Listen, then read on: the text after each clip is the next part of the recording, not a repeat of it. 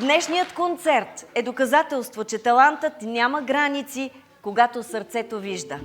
Сега имам честта да поканя за приветствие господин Недялко Димов, директор на Център Светлина. Заповядайте, господин Димов.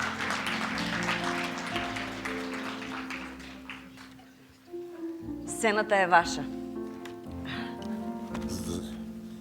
Здравейте, госпожо Стоянова. За мен е чест да ви поднеса този букет и да благодаря, че приехте да бъдете водещ на нашия концерт.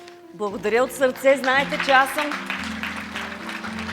съм от хората, които много отдавна работят за незрящите в България. Знаете, че преди колко години, Недялко? 23 години, толкова, да. Може би. Преди 23 години направихме първата програма Speech Lab Гергана. Много се вълнувах и много добре помня първия ден, в който представихме програмата и първата седмица, в която влязох в Съюза, влязох в залата и от всички краища се чуваше моя глас. Малко беше като шизофрения.